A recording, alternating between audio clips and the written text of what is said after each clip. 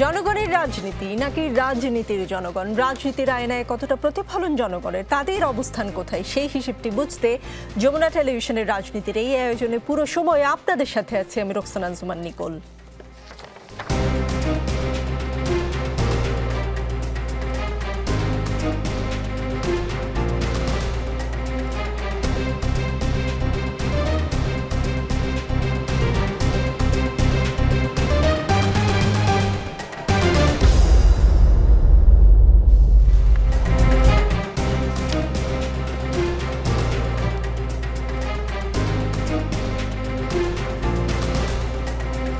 দর্শক, আমাদের সঙ্গে আজকে রাজনীতিতে আছেন ঢাকা বিশ্ববিদ্যালয়ের শিক্ষার্থী উমামা ফাতেমা, সাথে আছেন গবেষক ও গণমাধ্যম কর্মী আরিফ রহমান, আছেন ইনকিলাব মঞ্চের মুখপাত্র শরীফ উসমান হাদি এবং আমাদের সঙ্গে সাংবাদিক ও অ্যাক্টিভিস্ট সায়েদ আবদুল্লাহ আছেন। সায়েদ আবদুল্লাহ, দেশের পরিস্থিতি কি, ইলেকশন কি হবে, হলে সময় মতো হবে কিনা?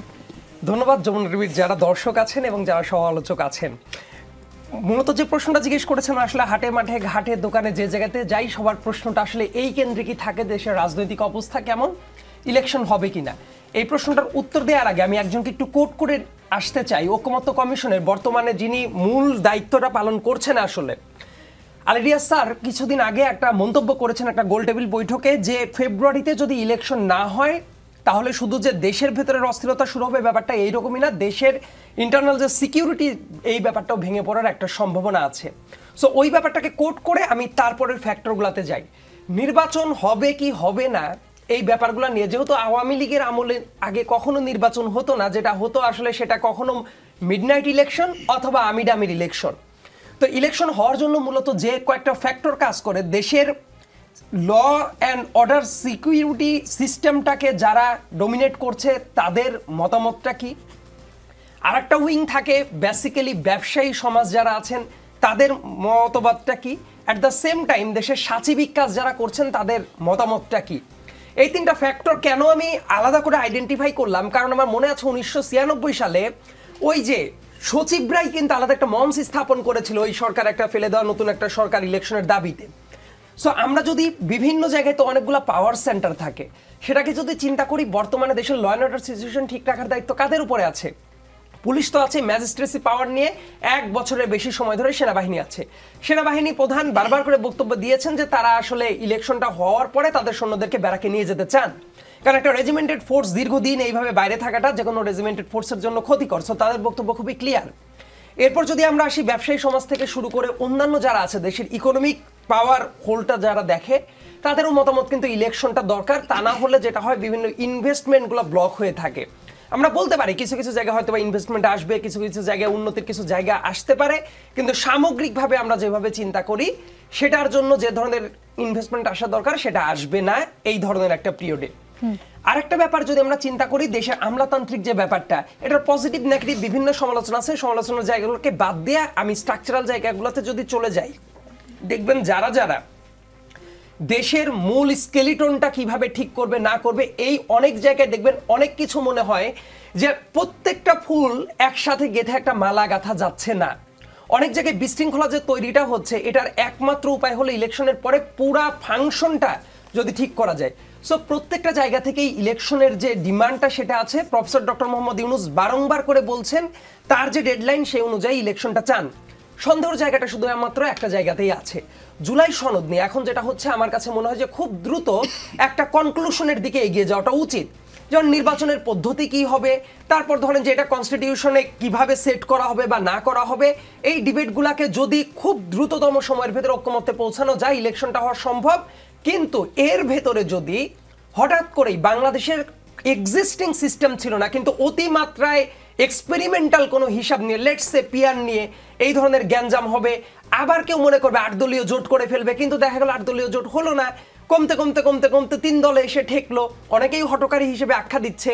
সো এই ধরনের একটা ক্যাওটিক সিচুয়েশন যদি তৈরি হয়, তাহলে কিন্তু ইলেকশন হওয়া মানে শুধুমাত্র একটা ভোটের ডেট ঘোষণা করা হবে, মানুষ যাবে, এইটাই না। বর্তমান পার্সপেক্টিভে ইলেকশন মানে আমি মনে করি অবভিয়াসলি প্রত্যেকটা র্যাঙ্কে শেখ হাসিনার চেয়ে ভালো ইলেকশন করা, পার্টিসিপেটরি ইলেকশন করা, participatory election from the voters point of view. So এই সামগ্রিক ব্যাপারে আমি আশাবাদী যে ইলেকশন ফেব্রুয়ারিতেই হবে, যদি না সামনে মারাত্মক হঠকারী কোনো কাজ না হয়। জি, শরীফ ওসমান হাদী, নির্বাচন নিয়ে কেন আশঙ্কা? এমন কথা বলা হচ্ছে সরকারের তরফ থেকে যে কোনো শক্তি নাই যে নির্বাচনকে, ফেব্রুয়ারিতে নির্বাচন হবে না সেটাকে বাধাগ্রস্ত করতে পারবে। এই ধরনের আশ্বাসের, বারবার এই ধরনের আশ্বাসের পরেও কেন হাটে ঘাটে মাঠে গেলে এই প্রশ্নের সম্মুখীন হতে হয় যে ফেব্রুয়ারি থেকে আসলেই ইলেকশন হবে? দেশের পরিস্থিতি কি? এটা খুবই কমন কোয়েশ্চেন। জুলাই সনদ, পিআর, এগুলোই কি নির্বাচনের পথে বাধা দেখেন, নাকি যেটা প্রধান উপদেষ্টা এই তো 2-3 দিন আগেও বললেন যে নানান ধরনের ষড়যন্ত্র হচ্ছে, ষড়যন্ত্রের কথা তিনিও তার মুখে বললেন, এইরকম অলৌকিক কিছু হওয়ার কোনো আশঙ্কায় আছে কিনা দেশের জনগণ? ধন্যবাদ। আমার মনে হয় জুলাই সনদ এবং পিআর এই দুটো আসলে ইলেকশনের জন্য অবস্টাকল হতে পারে না এবং হবেও না আমার ধারণা। যেটা হচ্ছে যে ফেব্রুয়ারিতে ইলেকশন হবে কি হবে না, এই আলাপটা যে উঠেছে, এর মানে সায়েদ আবদুল্লাহ যেটা বললো, সরকারের মধ্যে থেকেও তো কেউ না কেউ আশঙ্কা প্রকাশ করছেন, এই জন্য আলোচনাটা আরও মানে এক ধরনের বৈধতাও পাচ্ছে। তো প্রথমত হলো, ধরেন আমরা এই ইলেকশনের সব থেকে গুরুত্বপূর্ণ স্টেক হোল্ডার তো জনগণ, আর তার পক্ষে তো পলিটিক্যাল পার্টিসগুলো। আমার ধারণা কোনো পলিটিক্যাল পার্টি ইলেকশন চায় না এখন পর্যন্ত, এটা বলছে না। তার স্ট্রাকচারটা কেমন হবে নির্বাচনের, সে তার কিছু দাবি জানাতেই পারে, সেটা কতখানি অ্যাকোমোডেট করা যাবে, এই আলাপটা থাকবে। কিন্তু আমাদেরও কনসার্ন আছে। কনসার্নটা হলো আমরা যেটুকুন, এটা তো সবাই যেহেতু অনেকে বুঝতেও পারে, সুতরাং অত ডিপ্লোম্যাটিকভাবে বলবারও দরকার নাই। আমরা যেটা বুঝি সেটা হলো, একটা ইতোমধ্যে তো একবার চেষ্টা হয়েছে, বাংলাদেশের একটা সিভিল সোসাইটি, তারা মোটামুটি সুটকেস গুছিয়ে রেডি হয়েছিলেন ডক্টর ইউনূসকে ফেল করিয়ে নতুন একটা তত্ত্বাবধায়ক সরকার করবার জন্য।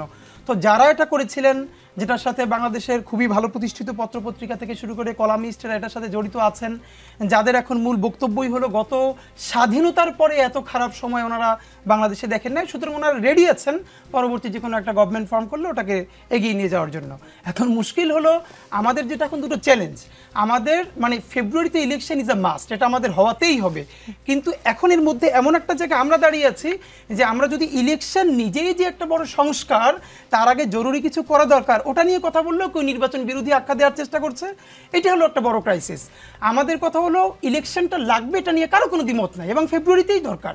ইভেন সেটা যদি ডিসেম্বরে করা যায় কিছু মৌলিক কাজ করে, আমাদের জায়গা দুটো। নাম্বার ওয়ান, অবশ্যই তার আগে আপনাকে দৃষ্টান্তমূলক কিছু বিচার করে দেখাতেই হবে। এখন আপনার আর্গুমেন্ট তুলতে পারবেন যে বিচার কি এত দ্রুত করা যায় কিনা, ব্যাপার হলো আপনি প্রয়োজনে আরও স্পিডি ট্রাইব্যুনাল করেন, আপনি আরও এক্সপার্ট নিয়োগ দেন, কিন্তু একটা ধরেন বিএনপি অথবা জামাত ইসলামী তারা কিন্তু বিপ্লব করে না, এর মানে এখানে বিপ্লব হয় নাই। কিন্তু ধরেন যে ছেলেটা, যে মেয়েটা জীবন দিয়েছে, অথবা এতজন যে চিরতর অন্ধ বা পঙ্গু হয়ে গেছে, সে কিন্তু বিপ্লব করেছে। এখন তাকে যদি আপনি ওই নির্বাচনের আমেজে ফিরাতে চান, তাকে আপনি কি হোপ দিবেন বলেন? তার তো দেখতে পারতে হবে যে ন্যূনতম একটা গণহত্যাকারীর বিচারটা হয়েছে, এবং এমন একটা স্ট্রাকচারের মধ্যে দিয়ে রেখে যেতে হবে যে কোনো পরবর্তী নির্বাচিত সরকারি চাইলে, এটা দিল্লির ভয়ে হোক, কোনো ডিলিংয়ের মধ্যে দিয়ে হোক, এই বিচারিক কার্যক্রমকে বাধাগ্রস্ত করতে পারবে না, প্রশ্নবিদ্ধ করতে পারবে না, নাম্বার ওয়ান। দ্বিতীয় যে জায়গাটা করলেই নির্বাচনটা আরো সুন্দর হওয়া সম্ভব, সেটা হলো এখন পর্যন্ত মোটামুটি রাজনৈতিক দলগুলোও তো কাছাকাছি এসছে, সেটা আমাদেরও দাবি হলো জুলাই সনদের ভিত্তিতেই নির্বাচনটা হোক। এখন ধরেন অনেকে আবার এটা যে জুলাই সনদের পুরো বিরুদ্ধে দাঁড়িয়েছে বিএনপি, ব্যাপারটা কিন্তু এরকমও না। আপনি যদি পুরো প্যাটার্নটা দেখেন, শুধুমাত্র দুটো ব্যাপারে বিএনপি এবং জামাত ইসলামী তাদের মধ্যে একটা ঝামেলা চলছে। এর একটা হলো উচ্চকক্ষে মানে পিআর, সেক্ষেত্রে আমাদের দাবিটা হলো, আমরা বলেছি যে উচ্চকক্ষে পিআর আমরা চাই, কারণ বর্তমান যে সংরক্ষিত নারী আসন, এই প্যাটার্নে আপনি আরও 100 যদি এমপি বাড়ান, তাহলে জনগণের পয়সা এরকম মানে একদম ভ্যালুলেস এমপি পালবার কোনো দরকার নাই। আমরা উচ্চকক্ষে পিআর চাই। নিম্নকক্ষে বলেছি এক্সপেরিমেন্ট হিসেবে এটা খারাপ না, কিন্তু বাংলাদেশের বর্তমান যে আর্থসামাজিক অবস্থা, পলিটিক্যাল ক্রাইসিস, তাতে এই এক্সপেরিমেন্টটা এখন না করাটা ভালো। এর মানে নিম্নকক্ষে আমরা পিআর চাই না, কিন্তু আমরা যেটা খুবই দায়িত্ব নিয়ে এবং আমরা দ্বিধাহীনভাবে বলতে চাই, জুলাই সনদের ভিত্তিতেই আমরা নির্বাচনটা চাই, যে জুলাই সনদকে আপনি অ্যাক্টিভ করে তারপরে আপনি নির্বাচনটা করেন। জি জি, উমামা ফাতেমা, দেশ কি এখন নির্বাচনমুখী? দেশের পরিস্থিতি কি? ইলেকশন কি হবে? ইলেকশন হলে আসলে ঠিক সময়ে হবে কিনা? জামায়াত কি একটু বেশি চাঙা? বিএনপি কি জাকসুর পর একটু মুষড়ে পড়েছে কিনা? আওয়ামী লীগের ভবিষ্যৎ কি? এই কমন প্রশ্নগুলো যে কোনো জায়গায় গেলে সাংবাদিক হিসেবে বলেন, আপনাদেরও নিশ্চয়ই এই প্রশ্নগুলোর মুখোমুখি পড়তে হয়। যে আপনি যদি সবগুলো প্রশ্নের উত্তর ছোট করে বলতেন। সবগুলো প্রশ্নের উত্তর একবারে দেওয়াটা খুবই কঠিন। আমাদের পূর্ববর্তী আলোচকদের কথার মধ্যে দিয়ে অনেক কিছু আসলে উঠে এসেছে। সো আমি যেহেতু রিসেন্টলি ডাকসু ইলেকশনে পার্টিসিপেট করেছিলাম, ডাকসু ইলেকশনের মধ্য দিয়ে আবার ন্যাশনাল ইলেকশনে মানে ডাকসু ইলেকশন যেদিন হয়েছে তার পরের দিনই মানুষ এসে আমাকে জিজ্ঞেস করছে যে ডাকসুর পরে ন্যাশনাল ইলেকশন আদৌ ফেব্রুয়ারিতে হবে কিনা। আমি ঠিক জানি না যে এই যে ক্রাইসিসটা, এই চিন্তাটা, এই ধরনের একটা ন্যারেটিভ আসলে এখানে তৈরি হয়েছে যে হয়তো ফেব্রুয়ারি ইলেকশনটা নাও হইতে পারে এই ডাকসু এবং জাকসু এগুলোর পরে গিয়ে। সো কিন্তু আমি মনে করি এটা আমার মনে হয় যে অনেক বেশি ফেসবুকে তৈরি করা এক ধরনের একটা ন্যারেটিভ, যে এখানে কোনো একটা দল সে হচ্ছে সামনে গিয়ে খুব পাওয়ারফুল হয়ে যাবে, আর একটা দল আছে যারা পাওয়ারে আসতে পারে কিন্তু হয়তো বিএনপির পক্ষে পাওয়ার কিছুটা টাম্বল করতেছে। সো সেই জায়গায় অনেক ধরনের ন্যারেটিভ এখানে বিল্ড আপ হচ্ছে যে ফেব্রুয়ারিতে ইলেকশন দিলে বিএনপি এখানে বাজেভাবে ফল ডাউন করবে। এই ধরনের প্রচুর ন্যারেটিভ আসলে ফেসবুকে এখন অনেকে বলার চেষ্টা করছে যে যেই বিএনপি নির্বাচন করতো তারা এখন নির্বাচন পেছানোর জন্য চেষ্টা করছে। না, জিনিসটা এরকম না। মানে যেটা বলার চেষ্টা করা হচ্ছে হয়তো বিএনপির অবস্থান আগের তুলনায় কিছুটা দুর্বল হয়েছে। তবে আমার এখানে যেটা মতামত যে ন্যাশনাল ইলেকশন আর ইউনিভার্সিটি ইলেকশন তো এক মাপে আসলে কাজ করে না। সো এখানে এই ধরনের পলিটিক্যাল ন্যারেটিভগুলোর দ্বারা বিভ্রান্ত হওয়ার আসলে কোনো সুযোগ নেই, বরং এখানে সবাইকেই যেহেতু সব দলগুলোই আস্তে আস্তে কিন্তু তাদের আসন গুছানোর দিকে চলে গেছে, সো ইটস ফাইন। বরং আমি একটা স্টুডেন্টস পার্সপেক্টিভ বা ওভারঅল পার্সপেক্টিভ থেকে আমার যেটা মনে হচ্ছে বাংলাদেশে আসলে ইমিডিয়েটলি একটা ডেমোক্রেটিক ট্রানজিশন দরকার। মানে এখানে যদি একটা সুস্থ স্বাভাবিক প্রক্রিয়ায় বাংলাদেশের স্বাধীনতা পরবর্তী সময়ে খুবই কম দেখা গেছে যে সুস্থ স্বাভাবিক প্রক্রিয়ায় এখানে ক্ষমতা হস্তান্তর হয়েছে, বরং বাংলাদেশে এরকম একটা কালচারের মধ্যে আমাদের ঢুকতে হবে যেখানে ক্ষমতা হস্তান্তরটা একটা রেগুলার বেসিসে হবে। এবং আরেকটা বড় কথা হচ্ছে আমাদের যে ঐক্যমত কমিশনের যে বহু সংস্কারের কথা বলা হয়েছে, এখানে জুলাই সনদের কথা বলা হচ্ছে, এগুলো যদি আমরা বাস্তবায়ন করতে যাই তাহলে আমাদের কিন্তু একটা নির্বাচিত সংসদ লাগবে, যেখানে মধ্য দিয়ে একটা সংবিধান সংস্কারের মাধ্যমে পরবর্তীকালে আমরা একটা নির্বাচিত সরকারের মাধ্যমে এগুলো আসলে বাস্তবায়ন করা সম্ভব।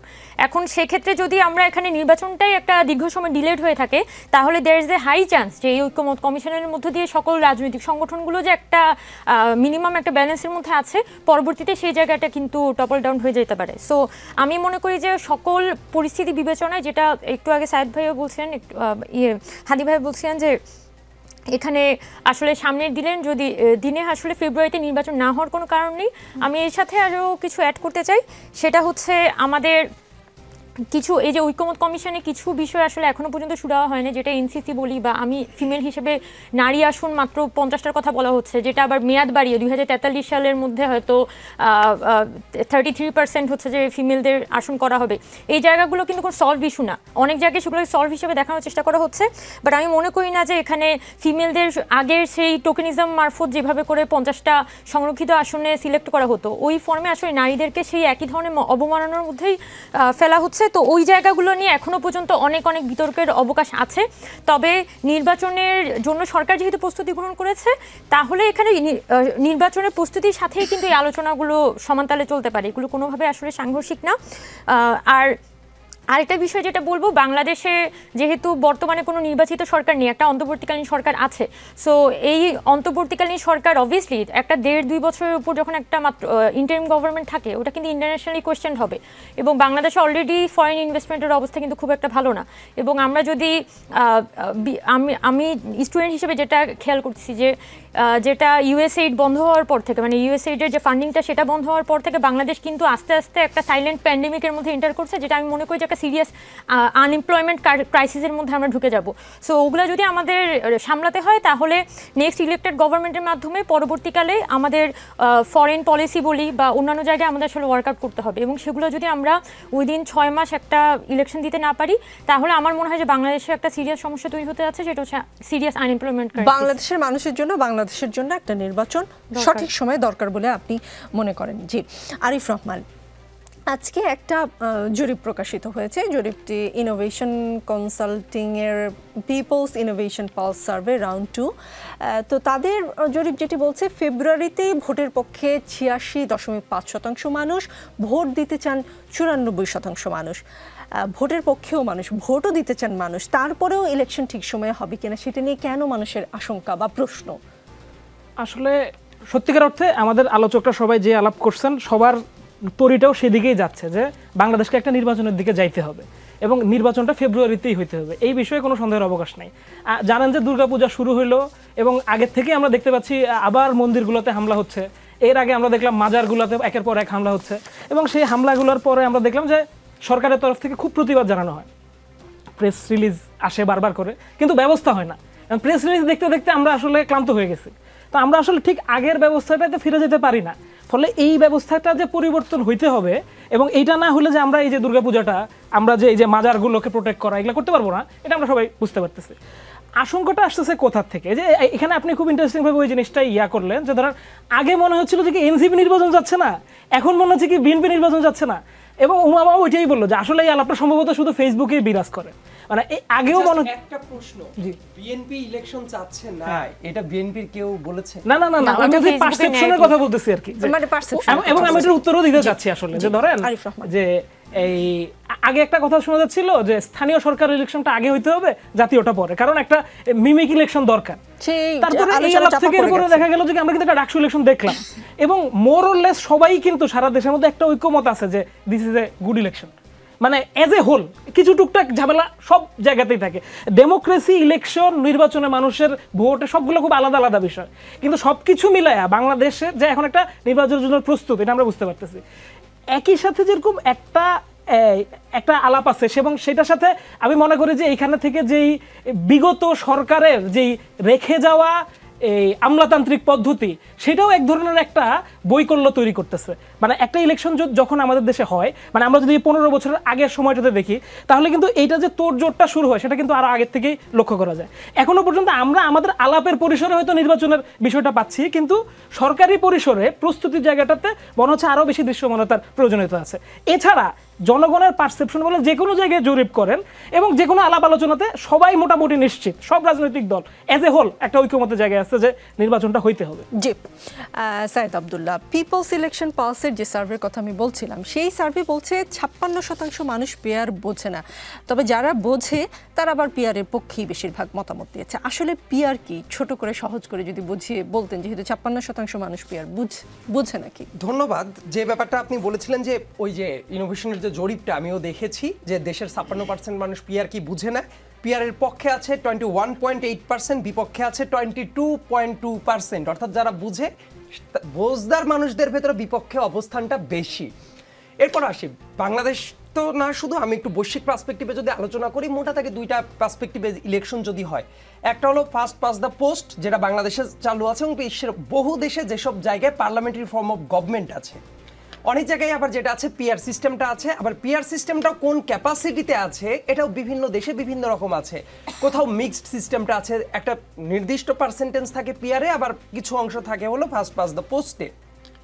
একেবারে বেসিক পার্থক্যর কথা যদি বলি, যে বাংলাদেশে যেভাবে ভোট হয়, অর্থাৎ ভোটে আলটিমেটলি আপনি যদি এক ভোটও বেশি পান একটা আসনে, যারা জিতবে ওই আসনের জন্য সেই নির্বাচিত হবে। এটা প্রচলিত নিয়ম।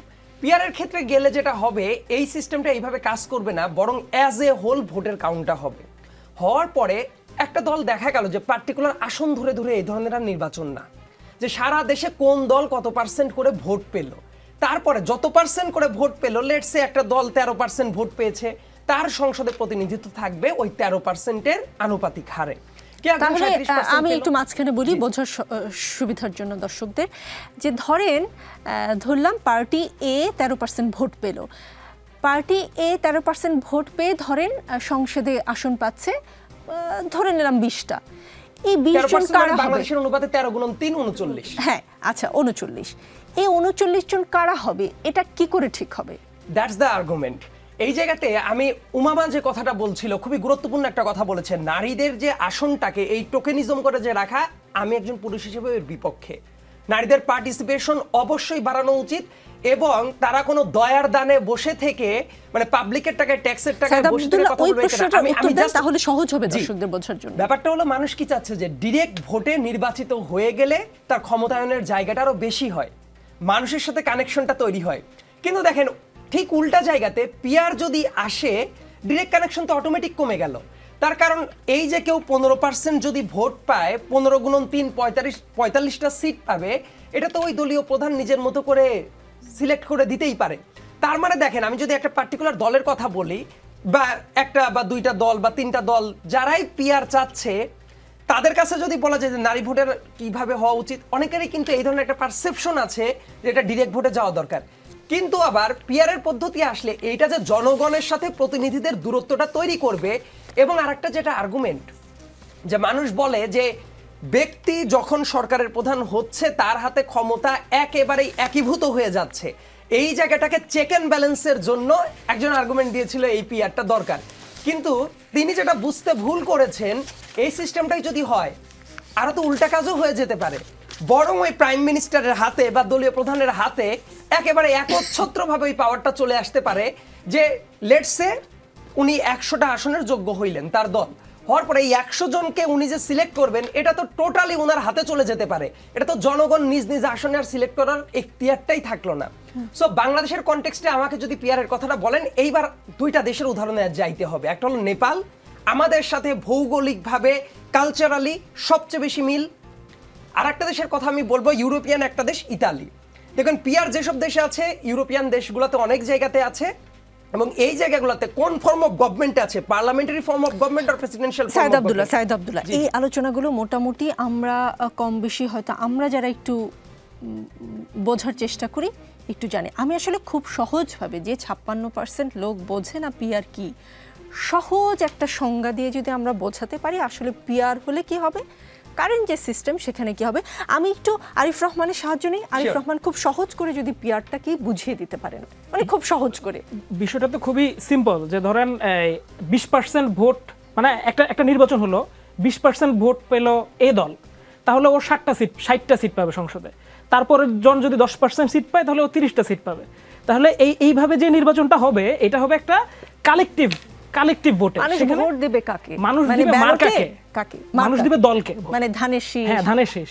ওই দলটা, সেখানে আবার একাধিক পদ্ধতি আছে, যেটা সাইদ আব্দুল্লাহ বলছিলেন। কিছু ক্ষেত্রে ওই দলটা হয়তো 100 জন প্রার্থীর নাম উন্মুক্ত করে দেয়, নির্বাচন কমিশনে এক লিস্ট করা থাকে যে এই যে 300 জন, আমি একটা সিট পাইলে প্রথম জন পাবে, 3টা পাইলে এভাবে 300। কোন জায়গায় থাকে বদ্ধ, সেটা প্রকাশিত হয় না। মানে কোন জায়গায় আবার হতে পারে ব্যালট পেপারে আমরা কি দেখতাম, আমরা দেখতাম মার্কা প্রার্থীর নাম, এখানে শুধু মার্কা থাকবে। জি, এখন এখানে যদি আমরা এই পদ্ধতিতে যাই, কিন্তু এখানে আমার মনে হয় আলাপটা তো এটাই দরকার যে আমরা তো পিআর এর দাবিটা তো এই জন্য উঠছে না, এটা তো উচ্চ কক্ষের ক্ষেত্রেই মূলত পিআর এর দাবিটা উঠতেছে। এবং সেখানে না, আপনি নিম্নকক্ষে পিআর হলে কি হবে সেটাই একটু বুঝিয়ে বলুন। নিম্নকক্ষে পিআর হলে আসলে এটা একটা সমস্যাদায়ক ব্যাপার হবে, কারণ আমাদের সরকারটা কি হবে সেখানে হচ্ছে কি যে সারা দেশে যেই দলটা সবচেয়ে বেশি ভোট পাবে সে সরকারে যাবে, কিন্তু আমাদের এখানে সে সংসদে সবচেয়ে বেশি আসন পাবে, সেই সরকার গঠন করবে। জি, এবং তারপরে যে পার্সেন্টেজে যে ভোট পাচ্ছে সে বিরোধী দল, তারপরে এটা বিরোধী দল। কিন্তু প্রার্থী ওপেন করা থাকলে আমরা বুঝতে পারবো যে এই দল থেকে কারা কারা সংসদে যাবে। কিন্তু একটা বিষয় প্রশ্ন করা হচ্ছে, একটা মিনিট, ধরেন কোন সংসদীয় আসনে কে আসলে এমপি হবে সেটা কি করে বোঝা যাবে? এটা নির্ধারণ করা যাবে না। কিছু মিশ্র পদ্ধতির দেশ আছে, সেখানে তো কিছু কিছু আসন নির্ধারণ করে দেওয়া হয়, কিন্তু আমরা জানি না আমাদের দেশে কি কিছু আসন নির্ধারণ করে দেওয়া হবে নাকি ফোল পিয়ারের কথাই বলা হচ্ছে, এটা আমরা এখনো জানা যায় না। মানে যেমন ঢাকা 1 আসনে আমার এমপি কে, আমার সুখ দুঃখে, যেমন আমাদের দেশের কালচার যেটা, সুখ দুঃখে আমি ঢাকা 1 আসনের এমপি কে কাছে পাই, পাশে পাই, বা তার কাছে গিয়ে আবদারটা করি, সেই রকম কোন লোক আসলে ঢাকা 1 আসনের জন্য দেখা যাবে না, চোখে দেখা যাবে না, এইরকম কিছু ক্লিয়ার না করা পর্যন্ত। জি, শরীফ ওসমান হাদি, আসন্ন জাতীয় সংসদ নির্বাচনে পিআর ব্যবস্থা নিয়ে সরকারের অতিরিক্ত মন্তব্য না করা ভালো বলে মন্তব্য করেছেন প্রধান উপদেষ্টা প্রেস সচিব শফিকুল আলম। তিনি বলেছেন পিআর নাকি বিদ্যমান পদ্ধতিতে নির্বাচন সেই সিদ্ধান্ত নেবে রাজনৈতিক দলগুলো, সরকারের এই বিষয়ে কম কথা বলাই ভালো। রাজনৈতিক দলগুলো একমত হয়ে সিদ্ধান্ত নিতে গেলে নির্বাচনের আগের রাত পর্যন্ত নির্বাচন পদ্ধতি ঠিক করা সম্ভব বলে আপনি মনে করেন? না, সম্ভব এই জন্য যে বাংলাদেশের পলিটিক্যাল পার্টিগুলো যে যা বলুক, এদের বেসিক কিছু বুঝ আছে। বুঝটা হলো এরা যদি ফেল করে, আমি তো মনে করি আসলে এই যে যত হতাশার কথা বলা হচ্ছে, এটা আসলে অনেকটা মানে হতাশা না থাকার পরেও যে কিছু ভালো লাগে না, চলো হতাশা চর্চা করি। মানে বাংলাদেশের পলিটিক্যাল পার্টি এবং জাতীয় ঐক্যমত্য কমিশনের কথা বলবো, তারা তো অসাধারণ একটা কাজ করেছে। এই ইভেন অনেকে মাঝে মধ্যে রাগ করে ওয়ার্কআউট করেছে, ভেরি গুড সাইন। আবার তারা বসেছে দীর্ঘ আলোচনার পরে আপনি কি ভাবেন যে তারা কতগুলো বেসিক সিদ্ধান্তে একমত হয়েছে, কাছাকাছি এসেছে, এবং বিএনপি আরও লম্বা টাইম বসবার জন্য আবার ঐক্যমত্য কমিশনে সময় নেওয়া হয়েছে। আমার ধারণা আমার ধারণা রাজনৈতিক দলগুলো এটা খুব ভালো বোঝে, তাদের কোনো যদি রাজনৈতিক ভুলের কারণে নির্বাচন পিছিয়ে গিয়ে বাংলাদেশ যদি আবার কোনো দখলদারদের হাতে পড়ে যায়, তাহলে সাফার কিন্তু আমরা একা করব না, তারা সবাই মিলে সাফার করবে এবং তাদের ঐতিহাসিক দায় নিতে হবে। সুতরাং আমরা প্রত্যাশা করছি, এজন্য আমরা বলেছি রাজনৈতিক দলগুলো, আপনারা বলছেন যে রাজনৈতিক দলগুলো এখন যতই মাঠে নামুক, মিটিং থেকে ওয়াকআউট করুক, দিন শেষে সবার একটা বুঝ আছে এবং দিন শেষে সবাই ঐকমত্য হয়ে ফেব্রুয়ারিতে যথাসময়ে একটা নির্বাচনের বিষয়ে আসলে কেউ আপত্তি করবে না। আপনার কাছে তাই মনে হচ্ছে? জি, উমামা ফাতেমা, জুলাই জাতীয় সনদ বাস্তবায়নে ঐকমত্য কমিশনের বিশেষজ্ঞ প্যানেল যেসব পরামর্শ দিয়েছে তাতে কিছু অসঙ্গতি সামনে এসেছে। কমিশন এখন সেসব বিষয়ে পরামর্শকদের মতামত চেয়েছে। একই সঙ্গে রাজনৈতিক দলগুলোর কাছ থেকে যেসব মতামত পাওয়া গেছে সেগুলো বিশেষজ্ঞদের পরামর্শে যথাসম্ভব সমন্বয় করবে কমিশন। শনিবার জাতীয় সংসদে প্রধান উপদেষ্টার নেতৃত্বাধীন জাতীয় ঐক্যমত্য কমিশনের সঙ্গে বিশেষজ্ঞ প্যানেলের একটা বৈঠক হয়েছে। বৈঠকে যারা উপস্থিত ছিলেন তাদের মাধ্যমে জানা গিয়েছে মিডিয়া কভারেজ ওভাবে ছিল না। জুলাই অভ্যুত্থানের সবকিছুকে এখন ঐকমত্য কমিশনে গিয়ে ঠেকেছে বলে মনে হয়, মানে আর সেই ঐকমত্য কমিশনের অভ্যুত্থানে অংশ নেয় ছাত্র, শ্রমিক, তরুণদের অংশগ্রহণ কতটা নিশ্চিত হচ্ছে?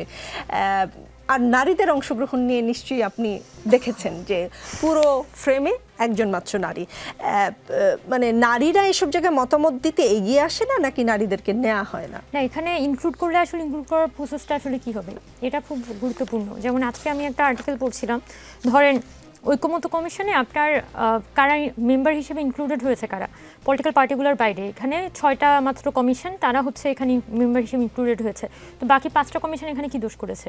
প্রথমত এই কমিশনগুলো যখন গঠন হচ্ছে ওই সময়ে কিন্তু আপত্তি উঠেছিল যে এই কমিশনগুলো গঠন করার প্রক্রিয়াগুলো তো খুব একটা, ঠিক আছে অনেক বিশেষজ্ঞরা এখানে আছে, কিন্তু বাংলাদেশে খালি পুরুষ বিশেষজ্ঞই আছে, মহিলা বিশেষজ্ঞ মনে হয় নাই একেবারেই।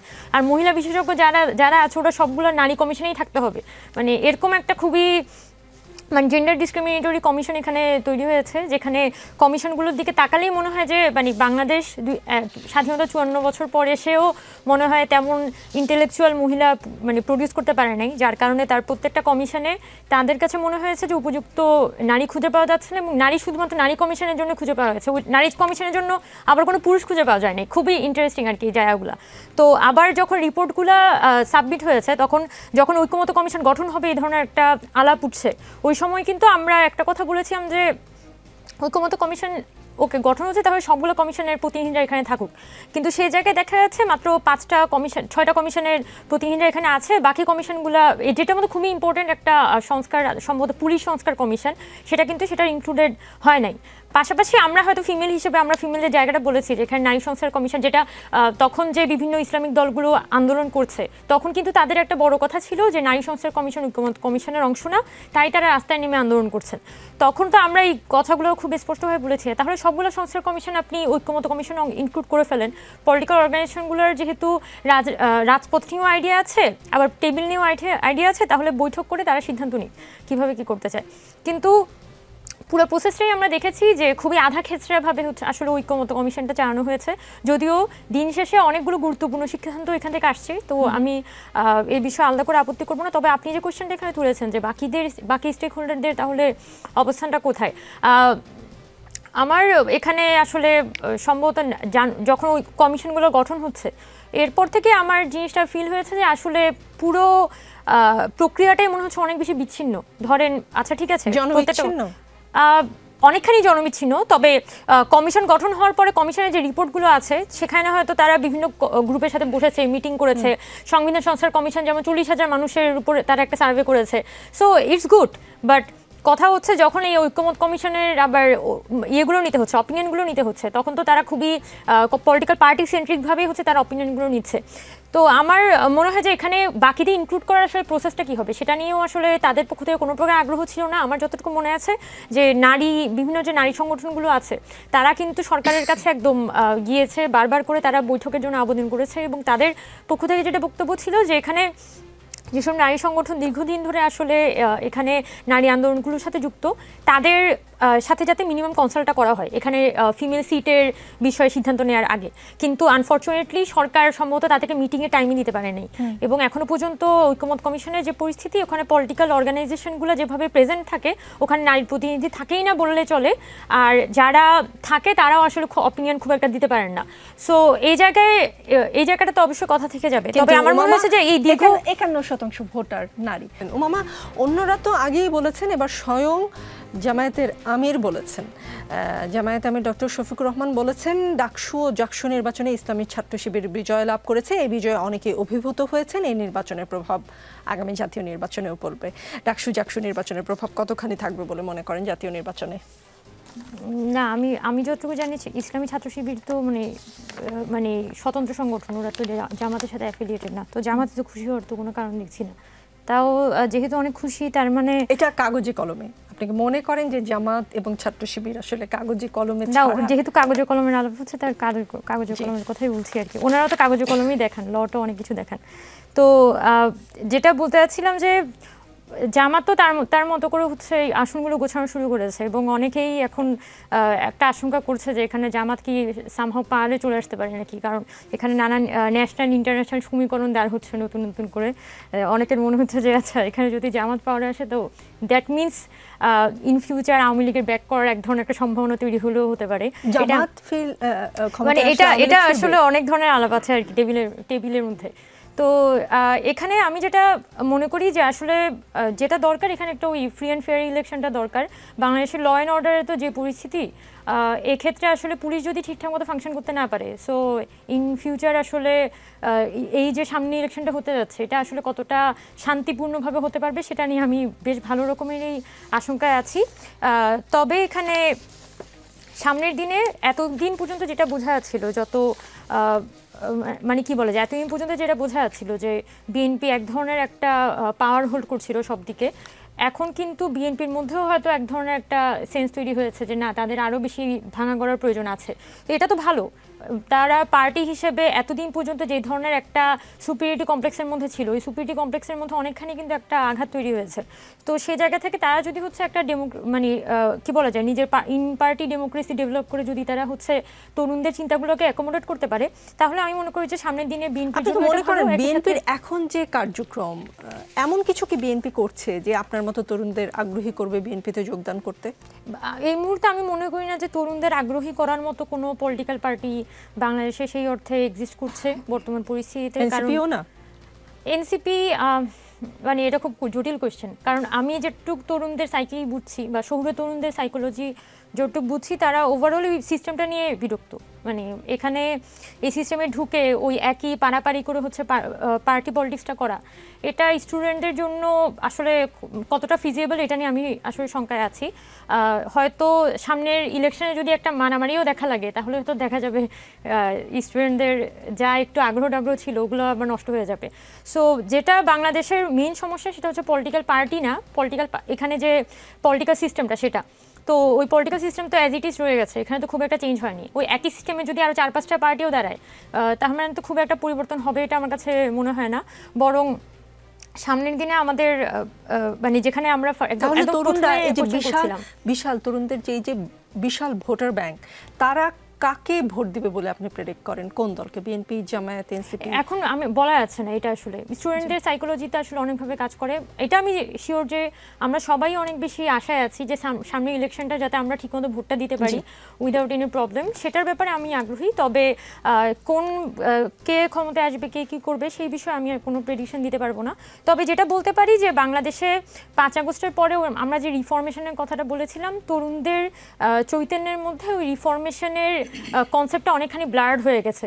সো সেই জায়গায় সেম আগের পলিটিক্যাল সিস্টেমটা যদি আমাদের এখানে সামনের দিনে পরিস্ফুটিত হতে থাকে, তাহলে তরুণরা কিন্তু আবার এই যে রাজনীতির প্রতি এক ধরনের একটা আপাত আগ্রহ তৈরি হয়েছে, সেটাও কিন্তু সামনের দিনে আস্তে আস্তে নষ্ট হয়ে যাবে। সো কাজটা করতে হবে পলিটিক্যাল সিস্টেমটা নিয়ে, এবং সেটার জন্য আমি যেটা শুরুতেই বলেছিলাম যে একই সাথে যেমন এখানে ওই সংবিধান সংস্কার করে আমাদের কিছু গণতান্ত্রিক পদ্ধতি তৈরি করতে হবে, পাশাপাশি হচ্ছে আমাদের এখানে ক্ষমতা হস্তান্তরের প্রক্রিয়াটা যাতে হচ্ছে এখানে শান্তিপূর্ণ হয় সেটাও বাংলাদেশে ইনশিওর করতে হবে। তাহলে একটা ব্যাপক অংশের তরুণরা আজকে হোক কালকে হোক তারা হয়তো আস্তে আস্তে এখানে পলিটিক্সের মধ্যে বা নিজেরা হয়তো পলিটিক্সে ইনভলভ হওয়ার ব্যাপারে আগ্রহী হতে পারে।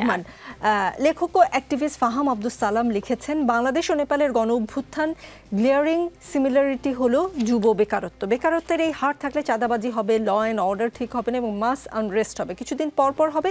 অথচ বাংলাদেশের রাজনৈতিক আলাপের 95% হলো সংবিধান সংশোধন, পিআর, নির্বাচন, ডানপন্থী রাজনীতির উত্থান, জাতীয় সেকেন্ডারি ও টার্সিয়ারি ইস্যু। পুরা দেশ মেতে আছে দলাদলি নিয়ে ও নিজেদের স্বার্থ নিয়ে। সাধারণ মানুষের সাধারণ সমস্যা তাদের কাছে গুরুত্বপূর্ণ না। এই দেশের শিক্ষা ব্যবস্থা ধ্বংসপ্রাপ্ত, স্বাস্থ্যসেবার কথাও তিনি বলেছেন অনিশ্চয়তাপূর্ণ, অথচ মানুষ পড়ে আছে কে কার সাথে ছবি তুলছে এই নিয়ে। এই দেশের ভবিষ্যৎ দেখতে না পারা, অতীত নিয়ে পড়ে থাকা এবং সবাইকে সমানভাবে সন্দেহ অথবা ঘৃণা করা একটা গৌরবের বিষয় হয়ে দাঁড়িয়েছে। রাজনৈতিক আলাপের 95% সাধারণ মানুষের সমস্যা নাই। যদি তাই হয় তাহলে এই দেশের ভবিষ্যৎ কি? আমি আসলে ফাহাম ভাইয়ের এই আলাপের সাথে মানে দুই দিককে দেখবো আর কি বিষয়টাকে, মানে একদিক থেকে আমি একমত, আরেক দিক থেকে কিছু সমস্যা আছে এই আলাপে। ধরেন এইখানে সংবিধানের নিয়ে আলাপটা কেন করতে হচ্ছে, যাতে এখানে আবার আরেকটা ফ্যাসিবাদী ব্যবস্থা জেকে না বসতে পারে। তুমি বাবা আমার অতটুকু নিশ্চয়তা দাও, আমি সেটা শেষ করে দেবো, আমার আর এটা নিয়ে প্যারা নাই। এই যে একটু আগে যে আলাপটা হইতেছিল ঐক্যমত্য নেই, আমি জাস্ট শুধু 30 সেকেন্ড নেই এখানে। যে ধরেন এই আমাদের এখানে তো ওই যে ওয়েস্টমিনিস্টার পদ্ধতিতে নির্বাচনটা হয়, তো ঐক্যমত্য কমিশন মূলত আমাদের এখানে ওই পিআর পদ্ধতির কাজটাই করে দিচ্ছে। মানে বাংলাদেশে কিন্তু এর আগেও বহু কমিশন হয়েছে, সেই কমিশনগুলো ভালো ভালো কথা বলছে, কিন্তু এই ভালো কথা প্রয়োগ হবে কিভাবে এইটার কোনো ভালো রোডম্যাপ আমাদের কাছে নাই। ঐক্যমত্য কমিশন আমাদেরকে সেই রোডম্যাপটা দেখাইছিল, আচ্ছা ভালো কথা হয়েছে, কমিশনগুলো দিচ্ছে, এবার আসো আমরা মিটিং করতে থাকি, যতদিন পর্যন্ত না হবে ততদিন পর্যন্ত মিটিং করতে থাকবে। এখন বিষয় হচ্ছে যে কি এই নির্বাচনের পরেও কি ঐক্যমত্য কমিশন বহাল থাকবে কিনা, বা এই পদ্ধতি কিভাবে পিআর নিয়ে যাবে সামনের দিকে, সেটা আলাপের বিষয়। কিন্তু ঐক্যমত্য কমিশন একটা ভালো জায়গা ছিল এই জায়গাটা, এবং অনেকগুলো সমস্যার কথা তো উমামা বললেনি। এবার আসি হচ্ছে যে ইয়াটাতে নিয়ে, যে এই যে ধরেন বেকারত্ব সমস্যা, নেপালের সমস্যা, এইখানে আবার নেপালের উদাহরণটা গুরুত্বপূর্ণ। যে ধরেন আমাদের একটা অবিকশিত গণতন্ত্রে, মানে এখানে তো 50 বছর ধরে যেই সাইকেলিক নির্বাচন হয়েছে, মানে আপনি খুব অবাক হয়ে যাবেন যে আমরা এমনকি আমাদের সবচেয়ে ভালো ভালো যে নির্বাচনগুলো বলে 70-এর নির্বাচন, 90-এর নির্বাচন বা এই ধরনের নির্বাচনগুলো যখন আমরা বলি, সেখানে ভোটের কাস্টিং কতজন লোক আগ্রহী হয়ে বাসা থেকে গিয়ে ভোট দিচ্ছে, সেটা তুলনা করতে গেলে দেখবেন যে কি অনেক মানুষ যারা নির্বাচন বিমুখ, নির্বাচন অংশগ্রহণ করতেছে না সবচেয়ে ভালো নির্বাচনগুলোতেও। এইটার কারণটা কি? এইখানেই আমরা ওই জায়গাটাকে দেখতে পাই যে এই যে যেই মানুষগুলা ভোটেও অংশগ্রহণ করতেছে না, তখন গিয়ে আমরা এই পিআর থেকে কি রেজাল্টটা পাবো। নেপালের মতো দেশ যেখানে গণতন্ত্র সম্পূর্ণরূপে বিকশিত হয় না, সেখানে আমি যখন 15টা পার্টিকে সংসদে নিয়ে আসবো, আবার তারা পার্লামেন্টের মধ্যে মারামারি করতে থাকবে, তখন তো আমি আবার আর একটা আনস্টেবল গভর্নমেন্টের মধ্যে চলে যাব। ফলে এই আলাপগুলো তো করতে হবে আমাদের। যেমন একই সাথে এইখানে এমন মানে যেইটা আমাদের 40-50 বছরের অভিজ্ঞতা, এইখানে একটা পার্টি যেন বসে না যায় গেথে, সেটা নিশ্চিত করতে হবে। আবার এখানে একটা স্টেবল গভর্নমেন্ট না হইলে এখানে তো ফাংশন করতেছে না, এখানে নিরাপত্তা ঠিক হইতেছে না, এইটাও আমাদেরকে আবার নিশ্চিত করতে হবে। দুইটাই চালাতে হবে। জি, দুইটাই। সায়েদ আব্দুল্লাহ, বাংলাদেশ জামাতে ইসলামের চট্টগ্রাম অঞ্চলের পরিচালক মোহাম্মদ শাহজাহান বলেছেন, ঢাকা বিশ্ববিদ্যালয়ের অন্তর থেকে তরুণ ছাত্র সমাজ বার্তা দিয়েছে, বাংলাদেশে ফ্যাসিবাদের যুগ থেকে গণতন্ত্রের যুগে পদার্পণ করেছে। এই ধারাবাহিকতায় আগামী জাতীয় নির্বাচনে জামাতে ইসলামী সরকার গঠনের মতো আসনে বিজয়ী হবে। জামাতে ইসলামী সরকারি দল হবে, বিএনপিকে বিরোধী দলে যেতে হবে। বিএনপিকে স্বপ্নেও নিজেকে বিরোধী দলে ভাবে? আমি যেটা মনে করি যে জাকসু ইলেকশনের পরে এটার পার্সপেক্টিভ হলো দুইটা। নাম্বার 1, বিএনপির জন্য অবশ্যই এটা একটা ওয়েক আপ কল হওয়া উচিত, নিজেদেরকে রিভিউ করা উচিত যে কোন কোন কারণে অনেক তরুণরা নেগেটিভ মন্তব্য করার সুযোগটা পাচ্ছে। দেখেন যে সমস্যাগুলো আছে, আমরা যদি সমস্যাগুলো না দেখে সারা দিন শুধু বলেই বেড়াই এই দোষ ওই দোষ অমুক দোষ, এতে করে আদতে মূল সমস্যাটার সমাধান হয়ে যায় না। সো একই কথা প্রত্যেকটা ক্ষেত্রেই আমরা বলতে পারি। স্টুডেন্ট পলিটিক্সের বাইরে যদি আমরা বৃহত্তর স্কেলে যদি তাকাই, তাহলে অনেক জায়গায় তো আছে অপকর্ম করছে, অনেক জায়গায় আছে কেউ চাঁদাবাজি করছে, কেউ স্ট্রাকচার মানছে না, কেউ বিভিন্ন সুযোগে আইন শৃঙ্খলার অবনতি ঘটাচ্ছে। সেই ব্যাপারগুলোর যে অ্যাকশনগুলো নেওয়া হচ্ছে সেটা দলীয়ভাবে, কিন্তু আমার কাছে মনে হয় দিস ইজ নট এনাফ। এমনকি সামনের ইলেকশনে প্রার্থী সিলেকশনের ক্ষেত্রেও যদি দেখা যায় যে একজন সত্যিকার অর্থেই যোগ্য প্রার্থী না, কিন্তু বিভিন্ন ক্যাপাসিটিতে দেওয়া হলো, এতে করে কিন্তু দলের যে ইমেজ সেটা ভালো হবে না। সো বিএনপির জন্য নিজেদেরকে রিভিউ করার একটা সুযোগ এসেছে। আপনার কি মনে হয় না এই যে ধরেন জামাত পিআর চায় কিন্তু আবার 300 আসনে প্রার্থীও ঘোষণা করে রেখেছে, কিন্তু আমি প্রশ্নটা শেষ করি, বিএনপি কিন্তু এখনো প্রার্থী ঘোষণা করতে পারেনি, এলাকায় এলাকায় 4 জন 5 জন 6 জন সবাই নিজেকে সম্ভাব্য প্রার্থী হিসেবে মনে করছে এবং বিভিন্ন গ্রুপের দ্বন্দ্ব প্রায় মারামারি হাতাহাতিতে পরিণত হচ্ছে। বিএনপির প্রার্থী বাছে এই দেরি কি বিএনপিকে আসলে পিছিয়ে দিচ্ছে না? মানে জামায়াতের লোকজন যেটা বলা শুরু করেছে তারাই ক্ষমতায় যাবে আর বিএনপি বিরোধী দলে থাকবে, প্রার্থী বাছেই তো বিএনপি পেছনে পড়ে যাচ্ছে। সাধারণত যদি ঐতিহাসিকভাবে আপনি তাকান বিএনপির যেটা রীতি ছিল সেটা হলো তফসিল ঘোষণার পরবর্তী সময় তারা যখন মনোনয়ন ফর্ম বিক্রি করে এবং তারপরে গিয়ে তারা ডিসিশন নেন। তবে সাম্প্রতিক সময়ের কিছু ডেভেলপমেন্টে দেখলাম বিভিন্ন পত্র পত্রিকার বরাত দিয়ে যে হয়তোবা অনেক জায়গাতে যারা যারা প্রার্থী তাদেরকে কিছু ইঙ্গিত দেওয়া হতে পারে আগে থেকে, কিংবা এমনও হতে পারে 150 থেকে 200 প্রার্থীর নামও ঘোষণা করে দেওয়া হতেও পারে 1-1.5 মাসের ভেতরে। এই ধরনের ইঙ্গিত বিভিন্ন সংবাদ মাধ্যম এবং বিভিন্ন জায়গা থেকে শুনলাম, but this is not conclusive remark. আরেকটা ব্যাপার, জামাত ইসলামীর ওই যে চট্টগ্রাম শাখার যে ভদ্রলোকের কথা বললেন, তাহলে তো তাদের খুশি মনে ফেব্রুয়ারিতে ইলেকশন হবে এটা তাদের মেনে নেওয়া উচিত এবং তারা তো বিভিন্ন টাইমে বিভিন্ন কথা বলছে। আমি মনে করি যেটা এই আলোচনাটা আমরা জনগণের হাতে ছেড়ে দেই, জনগণ যদি ভোট দেয় যাদেরকে ভোট দিবে তারা ক্ষমতায় যাবে, এতে কোনো আপত্তি দেখি না। তবে তাদের প্রেডিকশনের একটা ঐতিহাসিক ভুল আমি একটু বলি। 1996 সালের জুন মাসের যে ইলেকশনটা হয় সেই জায়গাতে দেখেন 91 সালে কিন্তু একটা বিএনপি জামাতের ভিতরে একটা আন্ডারস্ট্যান্ডিং ছিল, তারপরে আবার আওয়ামী লীগের সাথে একসাথে জামাত আন্দোলনও করেছে। আন্দোলন করার পরে 96 সালে তাদের একটা আন্ডারস্ট্যান্ডিং ছিল যে তারা কোনো জোটবদ্ধ ইলেকশনে যাবে না, তারা এককভাবে ইলেকশন করবে। তাদের ঐতিহাসিক অনেক ব্যক্তিদের বয়ানই আছে মোটামুটি 100 আসনে তারা নিশ্চিতভাবেই জিতবে। 1996 সালে এ ধরনের তাদের ঘোষণাও ছিল, তাদের প্রেডিকশন পোলে 85 জন নিশ্চিতভাবে জিতবে এই ধরনেরও কথাবার্তা ছিল। কিন্তু আলটিমেটলি ওই ইলেকশনে জামাত ইসলাম জেতে সর্বমোটে 3টা আসন। সো তাদের এই ধরনের প্রেডিকশনে বড় ধরনের গরমিল হয়, কিন্তু আমি মনে করি না যে তারা বর্তমানে অনেক বেশি দুর্বল। আমার কথা, প্রত্যেকে কি কি জনগণকে দিবে সেই দাবি নিয়ে জনগণের কাছে যাক, জনগণ যাকে ভোট দিয়ে নিয়ে আসবে তারাই দেশের ক্ষমতায়। নিশ্চয়ই। শরীফ ওসমান হাদি, 32 নম্বরের বাড়ি ভাঙা হলো, বিভিন্ন জায়গায় তাদের আওয়ামী লীগের অফিস ভাঙা হলো, আওয়ামী লীগের গ্রাম থেকে শহরের শীর্ষস্থানীয় নেতারা পালিয়ে আছে, তারপরে আওয়ামী লীগের ফেরা নিয়ে কেন এত শঙ্কা? দেশের মানুষের মধ্যে কি তাদের প্রতি সমর্থন এখনো আছে যার কারণে তারা ফিরতে পারে বলে অনেকেই আশঙ্কা করেন? জনসমর্থন না থাকলে কোনো কৌশল কি আসলে সফল হবে তাদের? মানে আবার জনসমর্থন থাকলে তাদেরকে কি জোর করে ঠেকিয়ে রাখা সম্ভব হবে? বিপুল অংশ, মানে জনগণের একটা বিপুল অংশ যদি চায় আওয়ামী লীগ ফেরত আসুক, সেটা তো জোর করে ঠেকানো সম্ভব না। মানে এই ধরনের প্রশ্নগুলো কেন যেন ঘুরে ফিরে আমার কাছেই আসে।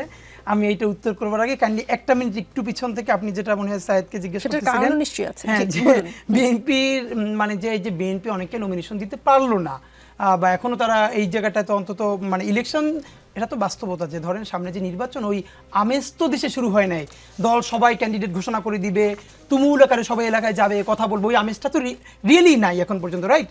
তো এই ক্ষেত্রে আমার যেটা একটা ধারণা বিএনপির ক্ষেত্রে একটা ক্রাইসিস, সেটা হলো একে তো স্বাভাবিকভাবে বিএনপিতে এতদিন অনেক মানুষ অনেকভাবে ত্যাগ করেছে, এক এক এলাকায় 5 জন 10 জন 15 জন পর্যন্ত প্রার্থী আছে, বাট এর থেকেও একটা চাপ আছে বিএনপির জন্য। সেটা হলো এমন বেশ কিছু ক্যান্ডিডেট আছে যে এলাকায় গুরুত্বপূর্ণ 2-3 জন ক্যান্ডিডেট, কিন্তু দিতে পারবে তো একজনকে, একটা চান্স আছে। এটা আমি মানে আমার কাছে ধরেন একাডেমিক প্রুফ নাই, কিন্তু এটা অসম্ভব না। সেটা হলো বিএনপির খুব ভালো কিছু ক্যান্ডিডেট যদি তার আসন থেকে মনোনীত না হন, তাহলে এমন হতে পারে তারা এনসিপির হয়ে ইলেকশন করবেন। এটা অফকোর্স হতে পারে, স্বতন্ত্র না করে এনসিপি, হ্যাঁ অফকোর্স হতে পারে, কারণ এনসিপি যদি একটা জোট করতে পারে, ধরেন এখন যেটাই যে আমরা চাই কি এনসিপির শত সমালোচনা করেও বলি যে বিএনপিকে একটা বেটার বিএনপি করবার জন্য, জামাতকে আরো একটু বেটার জামাত করবার জন্য এনসিপির ন্যূনতম রাজনীতিটা ভালো করা উচিত। এই ভালো করার মধ্যে বলছি না 50টা আসন তার এখনই লাগবে, কিন্তু তার পলিটিক্সটা জারি থাকা উচিত, যাতে এই দুই বাইনারির মাঝখানে যে আমি বিএনপিও পছন্দ করছি না জামাতও না, তো আমার তো একটা স্পেস লাগবে, যেই আরবান ছেলেটা। আচ্ছা বলেন তো, এনসিপির অনেকের সঙ্গেই তো আপনার নিশ্চয়ই নিয়মিত কথাবার্তা হয়, এনসিপি আর নুরুল হক নূরের গণ অধিকার পরিষদ কি এক হচ্ছে? আমি দেখলাম গণ অধিকার পরিষদ থেকে একদম ডিরেক্ট না করা হয়নি, হলে কেমন হবে? আলোচনাটা চলছে, আমি যতদূর জানি আলোচনাটা চলছে। আসলে ব্যাপার হলো এই আলোচনাটা এখন না, আমি নিজে যখন আমি তো নাগরিক কমিটি প্রায় জামাতের ঘরে ঢুকে গিয়েছি, মানে এনসিপির এখন এনসিপি দেখেন এনসিপি কতক্ষণ জামাতের ঘরে ঢোকে, কতক্ষণ বিএনপির ঘরে ঢোকে, কিন্তু যে আলটিমেটলি সে কোথাও ঢোকে না, আবার দাঁড়াই থাকে, আমার মনে হয় এটা তার গুড মুভ। মানে সে তো বার্গেইন করতে চায়, পলিটিক্স তো বার্গেইনের ব্যাপার, সুতরাং সে যার কাছ থেকে একটু বার্গেইন করতে পারবে, এটা তো ভালো। উমামা ফাতেমা, ঢাকা বিশ্ববিদ্যালয়ের একটি হল সংসদের নবনির্বাচিত সহসভাপতি এক দোকানিকে জরিমানা করার ঘটনা ইঙ্গিত করে বিএনপি নেতা রুহুল কবির রিজভী বলেছেন, ছাত্র রাজনীতিতে যা ঘটছে আপনারা সব দেখছেন, একজন ভিপি হয়েছেন কিন্তু তাকে কি ম্যাজিস্ট্রেসি পাওয়ার দেওয়া হয়েছে? বিশ্ববিদ্যালয়ের ভিতরে কে দোকান করছে, কে মার্কেট করছে, এটা তো ইউনিভার্সিটির প্রশাসন আছে, তারা ব্যবস্থা নিতে পারে, সেখানে ছাত্রনেতা শুধু অভিযোগ করতে পারেন। কিন্তু আপনি গিয়ে ফাইন করে দিচ্ছেন, সেই টাকা যাচ্ছে জামায়াতের বায়তুল মালে। আপনি তো ঢাকা বিশ্ববিদ্যালয়ের শিক্ষার্থী, এখনো কি দেখেন এরকম কিছু হচ্ছে? এত কমপ্লেক্স ভাবে আসলে বিষয়টাকে দেখি না। ঢাকা ইউনিভার্সিটির যে ক্যান্টিনগুলো আছে, যে ক্যান্টিনগুলো নিয়ে এখানে বিতর্ক উঠেছে, সেই ক্যান্টিনগুলোর পরিস্থিতি কিন্তু কখনোই খুব একটা ভালো না। এখানে একটা হিউজ সিন্ডিকেট আসলে পরিচালিত হয়। এখন একজন স্টুডেন্ট গিয়েই হচ্ছে এই সিন্ডিকেটগুলো একইভাবে মানে চাইলেই একদিন এটা করা যায় না। সত্যি কথা হচ্ছে মানে যে কোনো সিস্টেমকে যদি আমার ইয়ে করতে হয়, ঢাকা ইউনিভার্সিটির মধ্যে যে ধরনের খাবারের কোয়ালিটি, সেই কোয়ালিটির মধ্যে আপনার যদি হচ্ছে এখানে ভালো কোয়ালিটির খাবার দিতে হয়, তাহলে হয় আপনার প্রাইজে কিছুটা ভর্তুকি দিতে হবে, আর তা না হলে দেখা যাচ্ছে যে এখানে আপনার অন্য কোনো ব্যবস্থায় যেতে হবে বা পোর্শন কমাই দিতে হবে। সো আমি অন্তত বাইরের বাজারে পড়ছি আর ঢাকা ইউনিভার্সিটির ভিতরকার পরিস্থিতি যদি দেখি, এবং আমি নিজেও যেহেতু হলে থাকি, হলের ক্যান্টিনের পরিস্থিতি দেখি, আমার কাছে সবথেকে সহজ সমাধান মনে হয় বিশ্ববিদ্যালয়ের পক্ষ থেকে একটা ভর্তুকি এনশিওর করা। যদিও এখানে ভর্তুকি এনশিওর করা হয়, পাশাপাশি বিশ্ববিদ্যালয়ের প্রশাসন হচ্ছে ক্যান্টিনগুলো পরিচালনা করে, মানে সরাসরি বাবুর্চি নিয়োগ দিয়ে, সরাসরি কর্মচারী নিয়োগ দিয়ে, তাহলে কিন্তু এখানে যে ক্যান্টিন মালিকরা যে লাভটা করে, লাভের পোর্শনটা কিন্তু তাকে আর কাউকে দিতে হচ্ছে না। তখন কিন্তু চাইলেই কম খরচে খাবারের কোয়ালিটিটা এখানে উন্নত করা সম্ভব, যেটা মানে আমরা আমাদের ইশতেহারে এই কথাগুলো তুলে এনেছিলাম যে বিশ্ববিদ্যালয় কর্তৃপক্ষের মাধ্যমে আমরা ক্যান্টিনগুলো পরিচালনার ব্যাপারে চেষ্টা করব। কিন্তু সেটা না করে যদি হচ্ছে আমরা canteen Malik as it is থেকে যাবে, বা এক ক্যান্টিন মালিক চেঞ্জ করে আরেকটা ক্যান্টিন মালিক আনা হবে, এই ফর্মেই যদি হচ্ছে প্রসেসটা চলতে থাকে, তাহলে কিন্তু দেখা যাবে 2 দিন তারা ঠিক চলে, মানে 2 দিন মানে ট্র্যাকের উপরে থাকে ট্রেন, 3 দিনের দিন হচ্ছে ট্র্যাকচ্যুত হয়ে যায়। সো এইভাবে আসলে আমার যে এক্সপিরিয়েন্স হয়েছে 2019 সালেও আমরা ডাকসু দেখেছিলাম, এরপরে আমরা যখন হচ্ছে অভ্যুত্থানের পরে আমরা হচ্ছে আমাদের ক্যান্টিনের পরিস্থিতি নিয়ে কাজ করেছিলাম। অভ্যুত্থানের আগেও আমরা 2022-23 সালে আমাদের ক্যান্টিনের সমস্যা নিয়ে প্রচুর কাজ করেছি। ওই সময়ে আমাদের এগুলো অভিজ্ঞতা যে ঢাকা ইউনিভার্সিটির যে খাবারের সমস্যাটা, এটা হচ্ছে খুবই ইউনিক একটা প্রবলেম। এটা আসলে প্রশাসন যদি স্পেসিফিক্যালি এখানে ভর্তুকি ইনশিওর না করে, তাহলে এখানে আপনি কোয়ালিটিফুল খাবার আসলে দিতে পারবেন, নিশ্চিত করা যাবে না। জি আরিফ রহমান, সময় তো খুব কম, কিন্তু একটা প্রশ্ন করার লোভ সামলাতে পারছি না। আওয়ামী লীগের মতো স্বাধীনতার পক্ষের বিপক্ষের শক্তির বিষয় টেনে দেশের মানুষের মধ্যে বিভক্তি সৃষ্টি করা উচিত হবে না বলে মন্তব্য করেছেন বিএনপি স্থায়ী কমিটির সদস্য সালাউদ্দিন আহমদ। তিনি বলেন, বিএনপি এটি সমর্থন করে না, স্বাধীনতার 54 বছর পরে এই চেতনার ব্যবসা আর চলবে না। চেতনার ব্যবসা তো চলবে না, কিন্তু চেতনাও কি থাকবে না? ছোট করে না, চেতনা তো অবশ্যই থাকবে। মানে ধরেন এই আমাদের এখানে যে 24-এর গণ অভ্যুত্থান, সেই গণ অভ্যুত্থানের যে স্পিরিট, সেটা তো কখনোই 71-এর বাইরে না। সো এই চেতনা বহমান, এই চেতনার বিষয়ে কোনো স্টেকেরই, কোনো পক্ষেরই এটা নিয়ে কোনো আসলে বিতর্ক নাই। সমস্যাটা যেটা হয়, যে ধরেন আমরা যখন জামাত শিবিরের প্রসঙ্গে আলাপ করি, কিন্তু সেইখানেও তো ধরেন আমাদের এই আলাপগুলো থেকে আমরা এই জিনিসটা দেখতে পাই আর কি, যে ধরেন আমরা যেই ভয়টা করি যে শিবির আসলে, যে উমামা বলতেছিল, শিবির আসলে আওয়ামী লীগের আলাপটা যে একটু একটু করে আসে, তা আওয়ামী লীগের ভিতরে যেভাবে শিবিরের ছেলেগুলো এতদিন ধরে ছিল, এখন তো শিবিরের সুযোগ, শিবির সময় ওই হলের ওই ছেলেগুলোকে একটা জায়গা করে দিতে হবে না? এই যে ধরেন বিএনপির মতো এত বড় একটা দল, তার প্রত্যেকটা হলে সে প্যানেল দিতে পারতেছে না, কিন্তু শিবিরের প্যানেল প্রস্তুত আছে। কারণ ও যে ওই এক্সিস্টিং পলিটিক্সটার ভিতরে ও আছে কিনা, সে ধরনের একটা সন্দেহ তৈরি হয় আর কি মানুষের মনে। সো সেই জায়গাটা থেকে এইটা ছাড়া অভ্যুত্থানের বাকি সমস্ত শক্তির মধ্যে 71 এবং 24-এর প্রশ্নে এই বিষয়ে কোনো ডিলেমা নাই। জি জি, সায়েদ আব্দুল্লাহ, বিএনপির ভারপ্রাপ্ত চেয়ারম্যান তারেক রহমান জলদি দেশে ফিরবেন বলে বিএনপি নেতারা নানান জায়গায় বলছেন। আজকেও কে যেন বললো দেখলাম। তো তারেক রহমান দেশে ফিরলে দলটির ফিল্ড লেভেলের রাজনীতির যে বদনাম, চাঁদাবাজি, দখলদারি কমবে বলে আপনি মনে করেন? আমি মনে করি কমবে এবং খুব শীঘ্রই হয়তোবা উনি দেশে ফেরারও প্রস্তুতি নেবেন বলেই আমি আশা রাখি। এবং উনি ফেরার পরে আমার মনে হয় যে বিএনপির রাজনৈতিক যে কালচার যেটা আছে, সেই জায়গায় কিছু ড্রামাটিক পরিবর্তন আসবে। তার কারণ এই যে স্লোগানের রাজনীতি, মিছিলের রাজনীতি, এগুলো তো চিরন্তন বাস্তব বাংলাদেশের জায়গায়, কিন্তু এর বাইরেও পলিটিক্সের যে জায়গাটা, কারণ উনি কিন্তু অনেকদিন ধরে যে পলিসিটা মানুষের কাছে কনভে করার চেষ্টা করছেন, সেটা বিভিন্ন মুখ দিয়ে যাওয়ার সময় ওই টোনটা আর থাকছে না। এই জন্য বেকারত্বের সমস্যার কথা বললেন, সেটা কিভাবে সলভ করা যাবে, স্বাস্থ্য খাতে কি কি পলিসি ডেভেলপমেন্ট হবে সেটা অনেকে বলতে পারছে না, কৃষকদের জন্য কি কি উন্নয়ন করা হবে সেই ব্যাপারটা অনেকে জানছে না, আইটি সেক্টরে কি কি উন্নতি করা হবে সেই ব্যাপারগুলো জানছে না। কিন্তু হঠাৎ করে বিপুল সংখ্যক মানুষ যখন এটা বোঝা শুরু করবে যে বিএনপি এই পলিসি নিয়ে সামনে মানুষকে অফার করছে যে আমরা এটা দিব, তখন নিশ্চয়ই রাজনীতির কোয়ালিটিতে অবশ্যই গুণগত কিছু পরিবর্তন হবে। জি, শরীফ ওসমান হাদী, আপনি ঢাকা 8 আসনে সংসদ নির্বাচনে প্রতিদ্বন্দ্বিতা করার ঘোষণা দিয়েছেন। এক বক্তব্যে আপনি বলেছেন, আমরা নিম্নকক্ষে পিআর চাই না, নিম্নকক্ষে পিআর হলে আওয়ামী লীগ তার অনেক লোককে এর মধ্য দিয়ে সামনে নিয়ে আসার চেষ্টা করবে, তবে আমরা উচ্চকক্ষে অবশ্যই পিআর চাই। তো উচ্চকক্ষে আওয়ামী লীগের লোকজন ঢুকতে পারবে না, মানে নিম্নকক্ষে ঢুকতে পারবে? খুব সময় নাই, ছোট করে যদি না উচ্চকক্ষে পিয়ার, তাহলে তো অনেকে পিয়ারের প্যাটার্নটা বোঝে না।